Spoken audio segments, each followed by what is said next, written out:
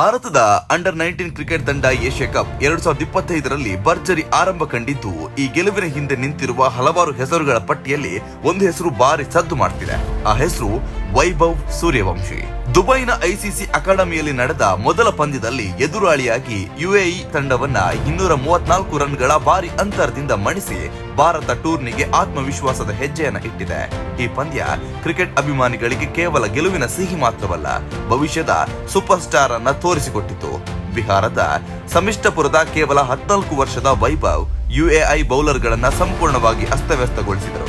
ಕೇವಲ 95 ಎಸೆತಗಳಲ್ಲಿ 171 ರನ್ಗಳ ಅಬ್ಬರದ ಇನ್ನಿಂಗ್ಸ್ ಆಡಿದ ಅವರು 14 ಸಿಕ್ಸರ್ಗಳು ಹಾಗೂ 9 ಬೌಂಡರಿಗಳನ್ನ ಬಾರಿಸಿದರು. ಅಂಡರ್-19 ಏಕದಿನ ಕ್ರಿಕೆಟ್ನಲ್ಲಿ ಒಂದೇ ಇನ್ನಿಂಗ್ಸ್ ನಲ್ಲಿ ಅತಿ ಹೆಚ್ಚು ಸಿಕ್ಸರ್ಗಳ ವಿಶ್ವ ದಾಖಲೆಯನ್ನ ವೈಭವ್ ತಮ್ಮ ಹೆಸರಿಗೆ ಬರೆದುಕೊಂಡ್ರು. 30 ಎಸೆತಗಳಲ್ಲಿ ಅರ್ಧಶತಕ ಮತ್ತು 56 ಎಸೆತಗಳಲ್ಲಿ ಶತಕ ಪೂರೈಸಿದ ಈ ಹುಡುಗ ಭಾರತದ ಪರ ಯೂತ್ ಏಕದಿನ ಪಂದ್ಯಗಳಲ್ಲಿ 2ನೇ ಅತ್ಯಧಿಕ ಸ್ಕೋರ್ ದಾಖಲಿಸಿದ ಹೆಗ್ಗಳಿಕೆಗೆ ಪಾತ್ರರಾದರು.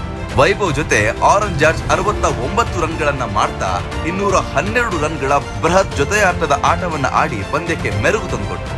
ವಿಖಾನ್ ಮಲ್ಹೋತ್ರಾ 69, ವೇದಾಂತ್ ತ್ರಿವೇದಿ 38, ಅಭಿಜ್ಞಾನ್ ಕುಂಡು 32 ಮತ್ತು ಕನಿಷ್ಕ್ ಚೌಹಾಣ್ 26 ಅವರ ಸಹಕಾರದಿಂದ ಭಾರತ 50 ಓವರ್ಗಳಲ್ಲಿ 433 ರನ್ಗಳ ದಾಖಲೆಯ ಮೊತ್ತ ಕಲೆ ಹಾಕಿತು.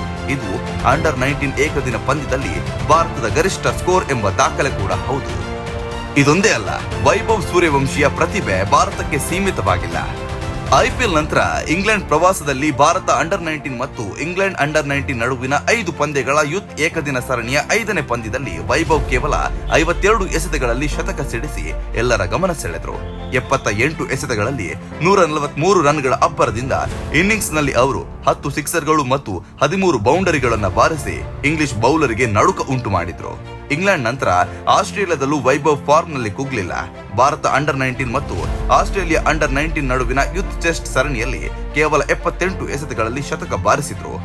ಅವರು 86 ಎಸೆತಗಳಲ್ಲಿ 113 ರನ್ ಗಳಿಸಿದ್ರು. 9 ಬೌಂಡರಿ ಮತ್ತು 8 ಸಿಕ್ಸರ್ಗಳಿಂದ ಆಟದ ದಿಕ್ಕನ್ನೇ ಬದಲಾಯಿಸಿಬಿಟ್ರು.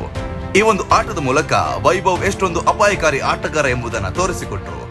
ಇದರ ಜೊತೆ ಸೈಯದ್ ಮುಸ್ತಕ್ ಅಲಿ ಟ್ರೋಫಿಯಲ್ಲಿ ಬಿಹಾರ ಪರ ಆಡಿದ ವೈಭವ್ ಮಹಾರಾಷ್ಟ್ರ ವಿರುದ್ಧ 61 ಎಸೆತಗಳಲ್ಲಿ 108 ರನ್ಗಳ ಸ್ಫೋಟಕ ಇನ್ನಿಂಗ್ಸ್ ಆಡಿದರು. ಇದು ಅವರ T20 ವೃತ್ತಿ ಜೀವನದ 3ನೇ ಶತಕವಾಗಿದ್ದು, ದೇಶೀಯ ಕ್ರಿಕೆಟ್ನಲ್ಲೂ ಅವರ ಭವಿಷ್ಯ ಉಜ್ವಲ ಆಗ್ತಿರುವುದಕ್ಕೆ ಇದು ಸಾಕ್ಷಿಯಾಗಿದೆ.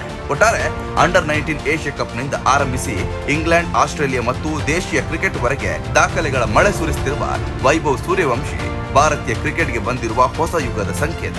ಮುಂದಿನ ಪಂದ್ಯಗಳಲ್ಲಿ ಪಾಕಿಸ್ತಾನ ವಿರುದ್ಧ ಅವರ ಬ್ಯಾಟ್ ಮತ್ತೆ ಗುಡುಗಿದ್ರೆ ಕ್ರಿಕೆಟ್ ಪ್ರಪಂಚದ ಕಣ್ಣುಗಳು ಈ 14ರ ಅದ್ಭುತ ಬಾಲಕನ ಮೇಲೆ ಇರುವುದು ನಿಶ್ಚಿತ. ನಿಮ್ ಪ್ರಕಾರ ಸೂರ್ಯವಂಶಿಯ ಆಟ ಹೇಗಿತ್ತು ಅನ್ನೋದನ್ನ ಕಮೆಂಟ್ ಮೂಲಕ ವರ್ಣಿಸಿ. ಧನ್ಯವಾದಗಳು.